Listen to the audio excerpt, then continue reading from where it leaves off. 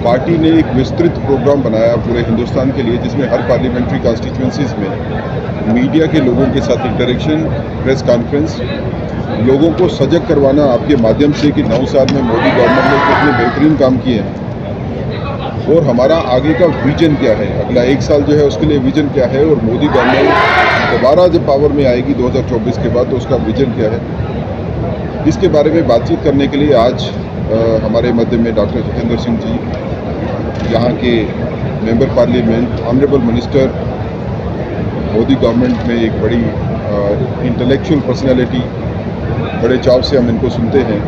आज startup conclave जिस 2 दिन की शुरू हुई है, और आज जैसे हम सुन रहे थे डॉक्टर साहब ने भी उसकी जानकारी दी कि कैसे उधमपुर में जो है वो चेंज आ रही है, कैसे टेक्नोलॉजी जो है वो उधमपुर में आ रही है, और टेक्नोलॉजी कैसे लोगों की ज़िंदगी को बेहतर बना रही है, तो आज तक सोचा नहीं गया वो अब सोचा जा रहा है। मैं रिक्वेस्ट करूंगा डॉक्टर साहब से कि आप मीडिया को इस बारे में थोड़ा सा बताइए कि मोदी गवर्नमेंट ने कैसे काम किया, क्या हमारी प्लानिंग है, और रिक्वेस्ट करूंगा आपसे कि जब एड्रेस के बाद डॉक्टर साहब will be requested to take few questions also from doctor साहब।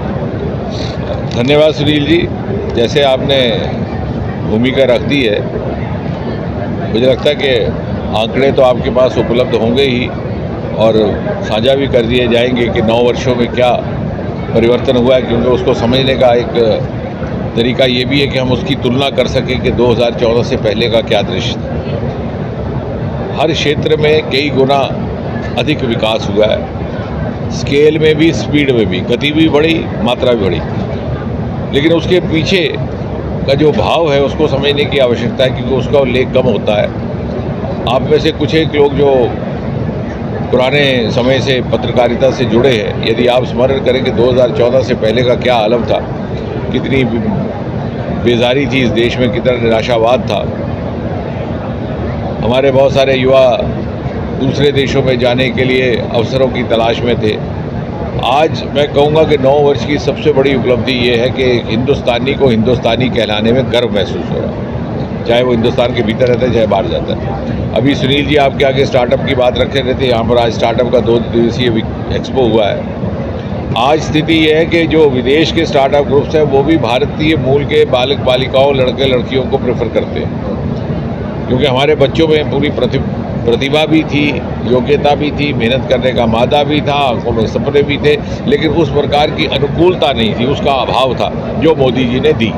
अनेकों ऐसे नई परियोजनाएं, ऐसी ऐसी योजनाएं, ऐसे ऐसे स्कीम, ऐसे ऐसे इंसेंटिव, अगर आप युवाओं को लें तो मुद्रा योजना प्रारंभ की गई, ना कोई गारंटी, ना कोई मॉर्टगेज, ना कोई गिरवी, बिना सूद के किसी सीमा तक आपको कर मिल जाता है, जैसे कि, और इतनी संवेदनशीलता से ये योजनाएं बनाई गई जैसे माता पिता अपने बच्चे को राशि, अपनी पूंजी जमा किए हुए देते हैं कि जाओ अपना काम धंधा शुरू करो।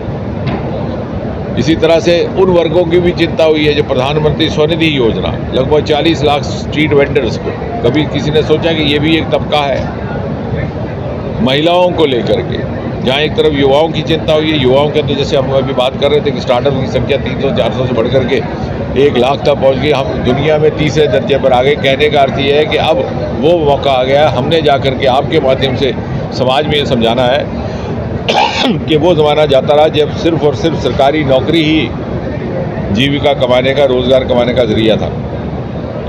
अब इतने सारे और विकल्प आ गए, जो सरकारी नौकरियों से संख्या में भी कई लाख ज़्यादा है और उसमें आमदनी भी कई गुना ज़्यादा है। और इसी बात से प्रमाणित होती है कि आज हिंदुस्तान 8-9 वर्षों के भीतर, 2016 में स्टार्टअप स्कीम पॉलिसी आई थी, 7-8 साल के भीतर हिंदुस्तान तीसरे दर्जे पर खड़ा हो गया। यानी हमारे यहाँ के युवाओं ने, हमारे नागरिकों ने ये प्रमाणित कर दिया कि वो बिना सरकारी तनख्वाह याफ्ता नौकरी के अपने स्टार्टअप और अपनी इनोवेशन से कई गुना अधिक जीविका कमा करके दुनिया के लिए मिसाल बन सकते हैं। महिलाओं का लीजिए तो अगर 12 करोड़ आपके शौचालय बने, 10 करोड़ गैस सिलेंडर गए, और ये महिला को सुविधा भी मिली, सुरक्षा भी मिली, उसको सुरक्षा और उसको सम्मान भी मिला।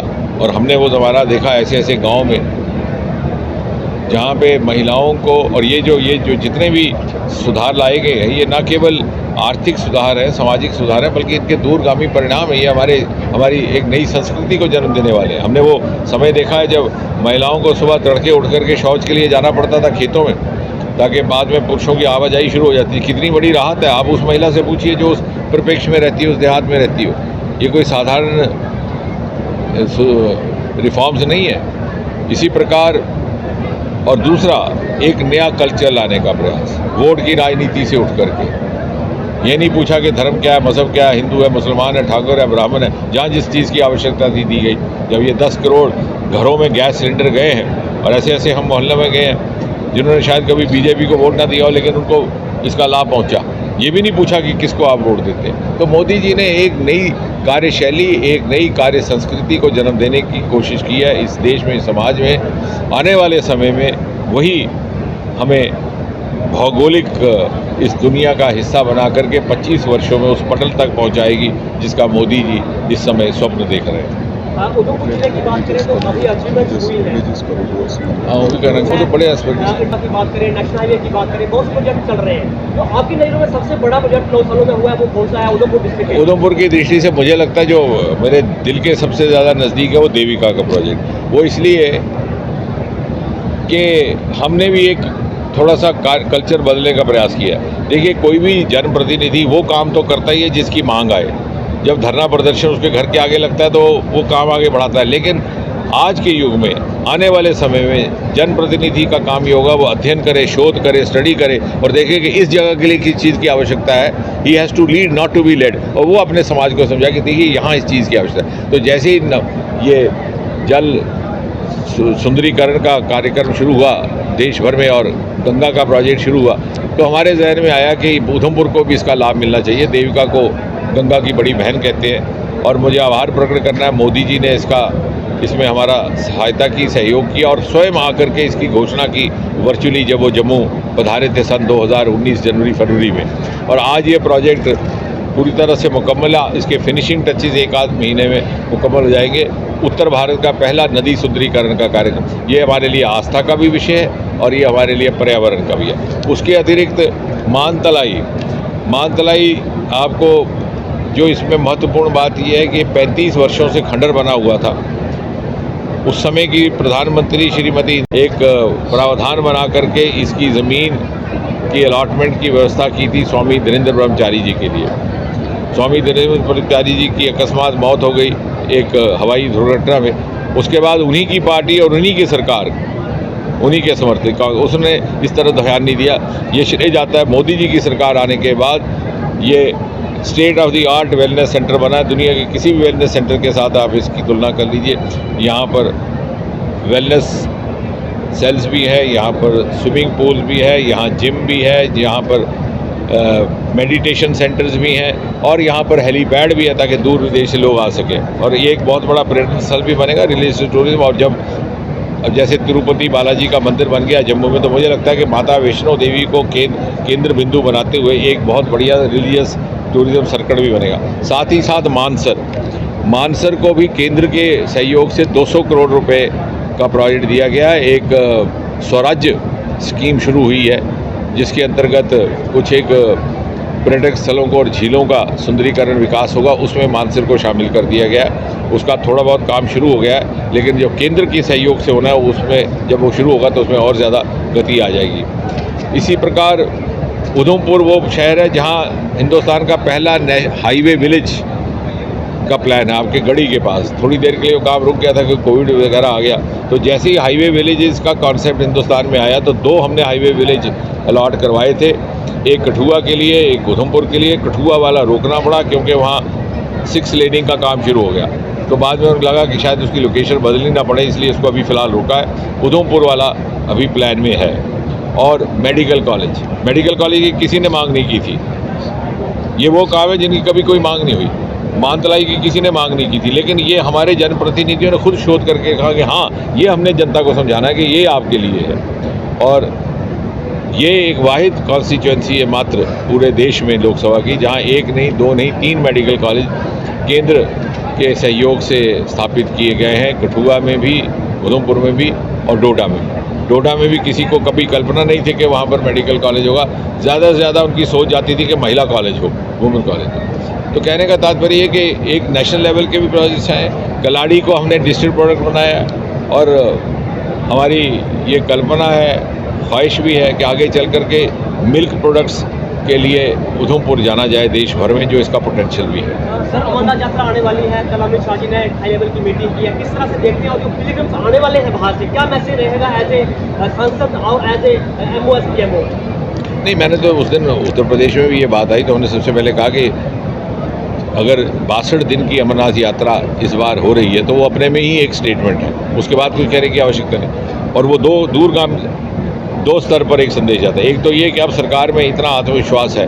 हमने वो ज़माना देखा पिछले 25-30 सालों में, कभी 10 दिन की यात्रा, कभी 15 दिन की यात्रा, कोई यात्रा को रोकने का बहाना ढूंढता था प्रशासन। अब ऐसा नहीं है, प्रशासन पूरे कॉन्फिडेंस से उसको 62 दिन चलाने के लिए तैयार है। और दूसरी तरफ लोगों का उत्साह, जिस तरह से लगभग 1.25 करोड़ पर्यटक आए हैं कश्मीर, जम्मू कश्मीर में और कश्मीर घाटी में विशेषकर पिछले सीज़न में, तो कभी कभी ये सोचकर लगता है कि साहब इतने सारे लोगों को कैसे उनकी व्यवस्था की जाएगी। बहुत भारी संख्या में ऐसा लग रहा है, ऐसा अनुमान है कि इस बार अमरनाथ यात्रा के लिए हमारे श्रद्धालु आने वाले हैं। सर, उधमपुर जिले की बात करें तो उधमपुर जिला के अंदर जो है वो बिजली की कटौती काफ़ी समस्या जो है शहर के अंदर पड़ी है, क्या सरकार उस पर करने जा रही है? नहीं, निश्चय ये बातें हमने रखी हैं, पहले से फ़र्क पड़ा है, लेकिन वो आप मानेंगे, लेकिन आने वाले समय में इसमें धीरे धीरे पड़ेगा। इसमें 2-3 स्तर पर काम हो रहा है। एक तो हमारे जो हाइड्रो प्रोजेक्ट्स हैं जो किश्तवाड़ में तैयार हो रहे हैं, 2-3 साल में लगभग 2025 तक काफ़ी प्रोजेक्ट्स तैयार हो जाएंगे। उत्तर भारत में सबसे बड़ा पावर हब किश्तवाड़ रहेगा। 1000 मेगावाट पक्कलडूल, लगभग 800 मेगावाट ईरू का प्रोजेक्ट, रेटले, वो भी श्रेय इस सरकार को जाता है। जब 9 साल की बात की जाती है तो ये 9 साल के वो प्रोजेक्ट्स हैं, 69 प्रोजेक्ट्स जो पिछली सरकारों ने या तो रोक के रखे थे या चलते चलते रोक लिए। रेटले प्रोजेक्ट 2013 में रोक दिया गया, दूसरे प्रोजेक्ट्स के अप्रूवल ही नहीं थे होते, अब सारे प्रोजेक्ट्स लगे और जब वो आएगा तो सारे क्षेत्र में बिजली, मुझे लगता है ना केवल उसकी ज़रूरत पूरी होगी बल्कि सरप्लस भी हो जाएगी। तो थोड़ा समय लगेगा, लेकिन उस तरफ आपका कहना ठीक है, सरकार पूरी तरह संवेदनशील है। लेकिन सर, उधमपुर शहर के बीच भी इस समय 8-8 घंटे का जो कट बिजली का है, तो गांव में आप नहीं उसके लिए कर रहे हैं। मैंने इनको सुझाव दिया है प्रशासन को कि थोड़ा सा आप सोलर वोलर का भी पूरा इस्तेमाल करो, क्योंकि हमारे अभी एक्चुअली स्वभाव और में नहीं है वो चीज़। नहीं तो एक स्कीम आई हुई है, आपके माध्यम से मैं चाहूँगा आप लोगों को बताओ, घर में सोलर लगाने की स्कीम आई है केंद्र सरकार से, और यहाँ पर जो हमारा साइंस एंड टेक्नोलॉजी विभाग है, सौरभ भगत उसके कमिश्नर हैं, उनके थ्रू जा रही है। उसमें आपको सब्सिडी भी मिलती है, 60% तक सब्सिडी है, 50% तक सब्सिडी है, और जो आपने बाकी का लगाना है उसके लिए आपको लो इंटरेस्ट पर JK बैंक से लोन भी मिलता है, मतलब वो कर भी मिल जाता है। और आप घर में सोलर लगाएं, 24 घंटे बिजली रहेगी, आपको उस पर निर्भर नहीं करना पड़ेगा, और वो बिल्कुल कम कीमत पर। तो मुझे लगता है कि वो भी हम थोड़ा सा प्रचार करें। हमने मशेल यात्रा जो होती है, आपने देखा हो, जो किश्तवाड़ ज़िला में आता है, वहाँ पर 2014 में जब हम सांसद बनकर आए तो देखा कि ना वहाँ टॉयलेट था, ना वहाँ मोबाइल चलता था, और ना वहाँ बिजली थी। आज तीनों चीज़ें हमने मोबाइल टावर कहीं कंपनीज़ को आग्रह करके कहीं ना कहीं से उसका इंतज़ाम करवाया, टॉयलेट्स MP फंड से बने, और सोलर के लिए एक प्रोजेक्ट अलग से दे दिया, क्योंकि अगर हम ये इंतज़ार करें कि बिजली की तारें बिछेंगी और किश्तवाड़ से या डोडा से या उधमपुर वहाँ बिजली पहुँचेगी तो कई साल ज़माने लग जाएंगे। अब उनका अपना एक सोलर प्लांट बन गया। तो जो आधुनिक हमारे पास विकल्प हैं उनका भी तो हम थोड़ा सा इस्तेमाल कर सकते हैं।